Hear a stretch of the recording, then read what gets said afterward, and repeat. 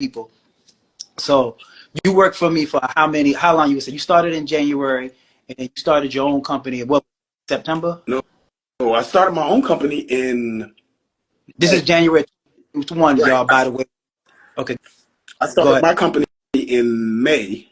Actually, it was May 22nd. I started the company, um, but I was still driving for you Mm-hmm. because I was looking for a truck. It was hard to actually find rental trucks at a time. Yep, Uh, he was in a crunch. yeah, and I'm looking to buy a truck, and it's like all these trucks were expensive, and I was just looking and looking. So I think it was another 3 months, and I actually started doing my own revenue in like September of that year, September 21. Got you. Okay. So when you purchase your truck, I already know we had to start to talk about this all the time of why people should rent. Buy.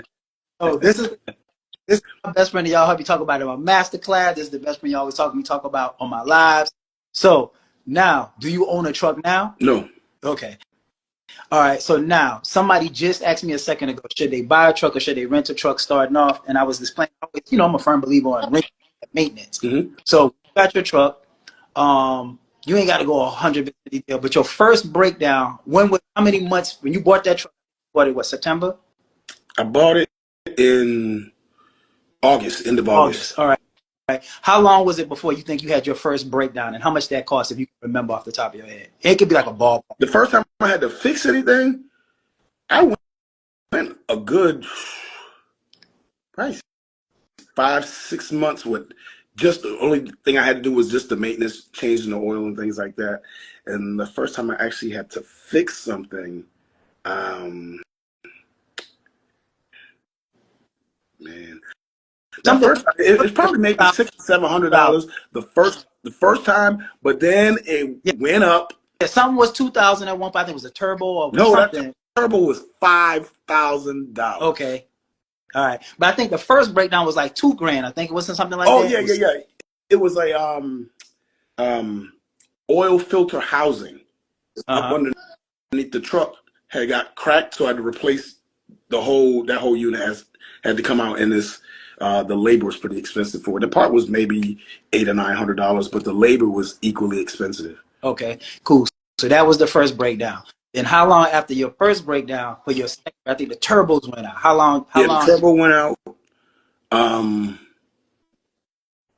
shit, the turbo went out while I was on the load. Like I was like maybe 10 minutes from my first stop. Turbo went out in Alabama. It was about almost a little bit over 200 miles from home. Um, so I had to get with Amazon, and that freight stayed on my truck for I a week. remember I that. was I was at this place. It I stayed remember. on the truck for a And they week. had I told to deal Amazon, with yeah, that insurance. truck is locked up and all kind of shit. That truck was outside the fence. Yeah. but well, yeah. So then after that, the next time was That was my that was engine went. 5,000. That Yeah, was the five. the turbo cost me 5 grand. Okay, so y'all had that, y'all. 2,000 first breakdown, second breakdown, 5,000. Keep going.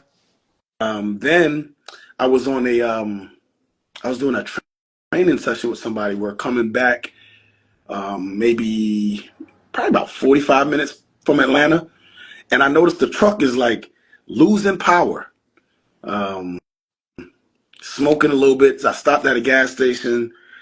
I was tired. So I was like, man, look, I'm about to push this thing home. Mm-hmm. Went home. I parked the truck. Had somebody come look at it. They really couldn't tell me a whole lot.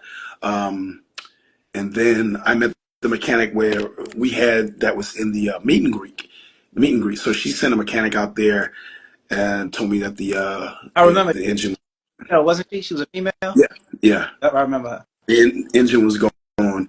Um, so I found this place. Um, Make a long story short, the guy was charging me 18 grand for an engine. He was going to put it in, and he Y'all basically heard that? stole But my y'all had money. did y'all hear? He basically stole my money. Listen, if y'all heard I that, gave him $9,000. $18,000 to put a So motor in the truck. That was for the motor. That wasn't even the labor. Y'all hear that? That wasn't even the labor. That was just the engine right there. So that's the reason why, if y'all ask me, why do I tell people, unless you buy a brand new truck, you got a warranty on that truck, why does it make sense to start off renting?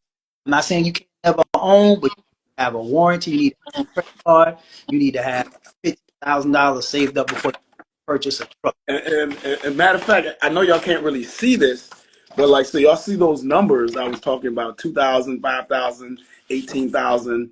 I just got this actually it was yesterday. So this is the only thing I have to worry about now. And this is an invoice from Penske. So this invoice is for $421.01. So the only thing you would have to come out of your pocket for, as far as like anything that happens to the truck, unless it's like negligence, like you do something like put diesel in the depth tank or depth in the diesel, then they're gonna charge you that $1,500. Right. But this right here is just an invoice for a tire. We had a tire blowout on one of the trucks, so they do charge you for that. But that's about the only thing. They don't charge for like regular wear and tear on the tire. But if you run over a nail or something, you get a blowout, then that's pretty much considered on you. Yeah. But I'm gonna tell you, $400 invoice is a whole lot easier to stomach than to swallow than when the mechanic tells you, oh yeah, 7,500 or 8,000. Yeah. You know, it's a bit more palatable, Yeah. a bit easier So to digest the one. So this is true story. Y'all always think I was talking trash about people that's buying trucks. I have nothing against people that's buying. I always buy trucks. You need to have deep pockets. You need to have a credit card. You need to have a line of credit. You need to have something. And this is the reason why I've seen so many people start a company and they first breakdown put them in the game. You heard him just said it. $2,000, $5,000, $19,000. Right? See, and I was glad that the way that it turned out for me, because I started right before peak season by myself. And I mean, my truck note actually didn't have them because I actually paid for it cash, but the business was paying me back. Yeah. So I was only charging myself like $700 a month. So I had made a bunch of money the first few months and was able to profit a lot. So that's why I was able to actually pay for those repairs, because I had built that bank up. But if I had bought that truck and those things started happening the week I bought it or the next week, then I'd have been screwed. But think about this: even though you made the money, you had the money, some of the money saved up, or the majority of the money saved up, it's still gonna feel good dropping 15, 19. No, you know what I'm saying? No, you get that you get money like that, you're holding it. You just want to keep it. You just want to build off it. You don't want to give it back to nobody. Because if you just, all that work you did is for nothing. That's what I tell people, the benefit of renting, because my money don't leave my account unless I want it to. You know what I'm saying? That's on a trip, vacation, something that I want to buy. It doesn't go to maintenance. So maintenance is like a #1 killer for people that's starting off. I constantly, because other people tell them go buy a truck, and what people do is they go buy an older used truck, which ain't gonna probably last. That truck is good for like doing local delivery. Truck that got a high mile. That's putting 500-600 miles on it a day, every day. These trucks break down. So now let's get past that part, right? All right. Now let's talk about Amazon Relay, because we've been hearing this battle for years. You've been doing it for I think you probably done did more loads than anybody ever, probably at Amazon, or probably more knowledgeable about how to do loads. But let me say that the double day load king. I know. Sometimes I've been able to get 3 in a day. Right. So check this out. Why do you think, and this is like the #1 question, because I mean, like, it doesn't a week go by somebody will come in my DMs or my comments. And matter of fact, just a second ago, I was like, Amazon don't pay. And I'm just like, man, I'm so sick of this. This is like old. This is like the LeBron versus Jordan. At the end of the day, who cares? You know what I'm saying? Like, Amazon don't pay. They keep saying that. But common sense, I think sometimes it just goes over people's head, because common sense will tell you if they weren't paying, they wouldn't have carriers doing it. Common sense. I mean, nobody would do it. If Walmart grocery store ran out of groceries you ain't gonna see nobody in Walmart grocery store. Right. It's like common sense. So instead of saying Amazon don't pay, just say you don't know how to make money with Amazon. You get what I'm saying? Like somebody that mentioned the other day on my phone, they was like, "Oh, this is cap." And I said, "You know what? Cap is played out. We don't even use that word no more in 2024. That word played out in 2023. Cap, basically you're saying you don't know what you're doing, you don't know how to do it, and you can't do it, so you don't believe it. That's Exactly. ask for help. So with that being said, what do you think the number one reasons why people still say this? Amazon is biggest, it's bigger than UPS now, it's bigger than FedEx, they everywhere. Why do you think people still say this? In a nice way. You know what I'm saying? Answer it nicely. Don't be like Hey, I'll have to think on that one. You said nice word. no, a nice way. Why do you think people still I mean, like, I can post it, you can prove it. I can bring on Jason Winston from Hard-headed. every They're hard. see. Like, I have master classes, I have people that post their stuff, people that like you changed my life. Why still people still don't believe? That's what I'm Because trying they're to figure out. hard-headed, and they don't want to listen.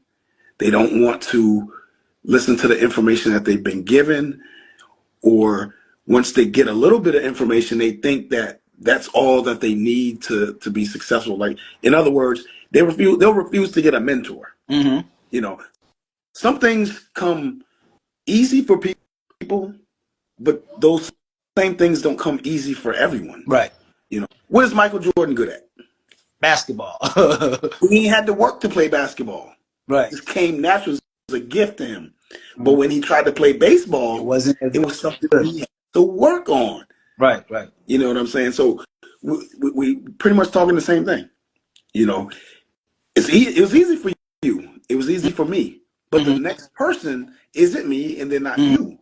you. So you cannot accept the same results if you're not doing something different. You know. Gotcha. So people really out whenever I say you do need a mentor, you really, really do. You really, really do. You How need to have somebody in your